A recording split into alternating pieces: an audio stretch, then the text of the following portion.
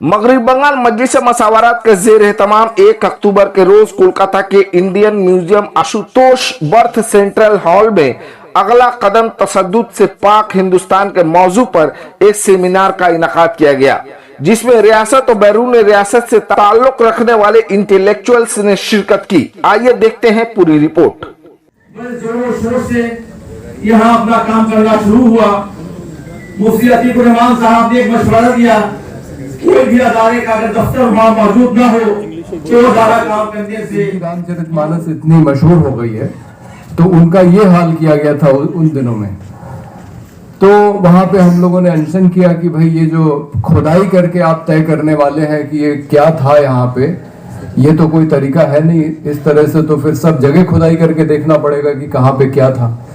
तो आइए हम लोग संसद भवन से शुरू करें और खोदते खोदते नीचे जाएंगे तो आदिवासी का तीर बाण मिलेगा।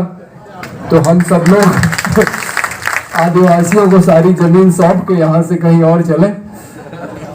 तो इस तरह के कार्यक्रम हम लोग करते रहे।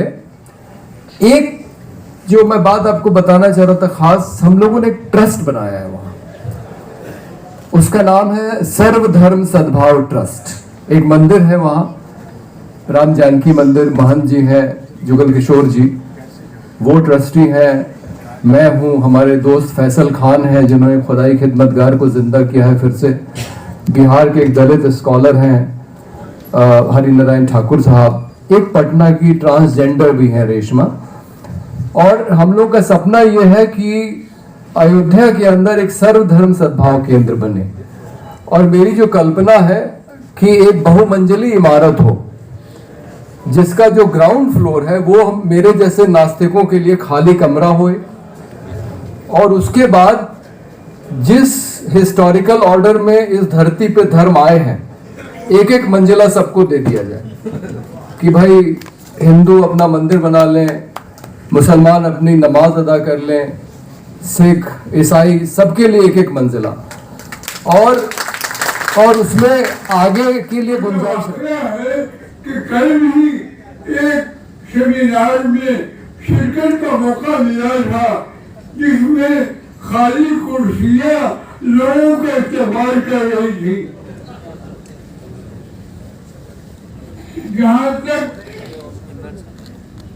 सेमिनार के उन्वान का ताल्लुक है, यानी वायलेंस फ्री इंडिया, तो मैं ये करना चाहता हूँ कि अगर मुशावरत के अरबाब बस्त कुशाद ने खास से मशवरा किया होता तो मैं कहता कि इस सेमिनार का उन्वान वायलेंस फ्री इंडिया रखा जाए।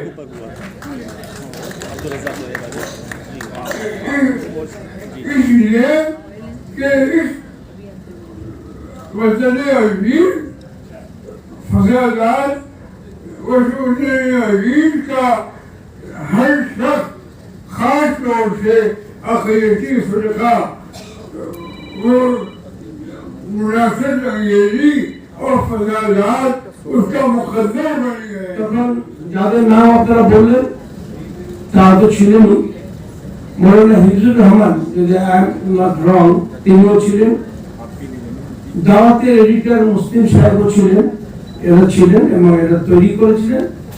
এবং মুসলিম মজলিসের মুশাওয়ারাত অনেক খিদমতের আঞ্জাম দিয়েছে পুরো ইন্ডিয়াতে, নট অনলি ইন দিল্লি ও উত্তরপ্রদেশ বা পুরো ইন্ডিয়াতে। আমাদের ওয়েস্ট বেঙ্গলও doctor Maqbool Ahmad, famous surgeon, renowned surgeon. Calcutta को मेरा सलाम पहुँचे। एक ऐसी ज़मीन जो पूरे हिंदुस्तान ये जानना चाहता है कि आखिर कलकत्ता और ये बंगाल के लोग, एक ऐसी जहनियत जिसके बारे में हम लगातार पिछले कई घंटों से चर्चा कर रहे हैं, लेकिन आपने उस सड़ी जहनियत को, उस आइडियोलॉजी को अपने स्टेट में घुसने नहीं दिया। बंगाल का किला फतह नहीं हो पाया। तो सबसे पहले मैं क्या कहूँ, आप मुझे बताइए कि आपने ये कैसे किया। तो मैं यहाँ ये भी जानने आई हूँ, पिछले इलेक्शन में मैं यहाँ आई थी 2 साल पहले कवर करने के लिए, और इलेक्शन के बाद यहाँ पहुँची हूँ। उस वक्त भी मेरा असेसमेंट यही था, जिस तरह का इलेक्शन का रिजल्ट आया लेकिन बंगाल को बताने के बजाय बंगाल से बहुत कुछ सीखना ज़रूरी है। आज का टॉपिक है कि वायलेंस फ्री इंडिया। जब मैंने ये पढ़ा तो मैं थोड़ा सा हैरान हुई और मुझे लगा कि ये तो बहुत एम्बिशियस प्रोग्राम होने जा रहा है। एक ऐसे दौर में जहां हर रोज़ मैं अपने प्रोग्राम्स के ज़रिए तमाम तरह के थिंक टैंक, तमाम एक्टिविस्ट ये बता रहे हैं कि वायलेंस में किस तरह से इजाफा हो रहा है। पूरी दुनिया परेशान है। मैं अभी दुनिया के कई मुल्कों का दौरा करके आई हूँ और उन मुल्कों में मुझसे लोग पूछ रहे हैं कि आपके यहाँ इतनी नफरत, इतना बंटवारा, इतनी गैर बराबरी और इतना तशद्दुद क्यों है। ऐसे में मजलिस मुशावरत ने ये सोचा कि एक ऐसा दिन भी आ सकता है, या कम से कम ये ख्वाब देखा कि हिंदुस्तान में वो दिन भी आएगा जब वायलेंस फ्री इंडिया हो जाएगा। तो सबसे बड़ी बात, बहुत बहुत मुबारकबाद कि आपने ये सोचा, क्योंकि सबसे बड़ी बात होती है, दुष्यंत कुमार का एक शेर है, सबसे खतरनाक होता है सपनों का मर जाना। तो बहुत अच्छी बात है कि आप बदतरीन हालात से गुजर रहे हों ऐसे वक्त में जबकि आपके सांस लेने को भी क्रिमिनलाइज कर दिया गया हो। जब आप सोचते हो कि एक लफ्ज मुंह से न निकले, कि दिमाग में ही सोच ही हो, तब उस सोच को भी कैदी बना दिया गया हो। ऐसे वक्त में जब लगे कि सैकड़ों साल से वो तमाम जनरेशन्स, हमारे बाप दादा परदादा, उनके भी बाप, उनके भी दादा, सब यहाँ की मिट्टी में दफन हैं और आज कहा जा रहा हो गो टू पाकिस्तान।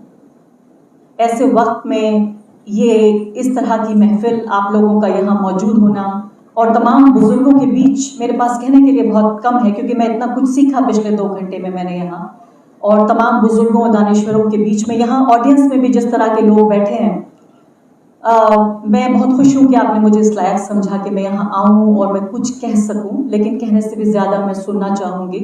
और मुझे इसलिए भी मैंने आना पसंद किया क्योंकि हर रोज़ जब मैं उठती हूँ आजकल और फिर से एक प्रोग्राम करना होता है, अक्सर थक जाती हूँ, जिस्मानी नहीं दिमागी तौर पे, रूहानी तौर पे भी एक तरह की थकान होती है।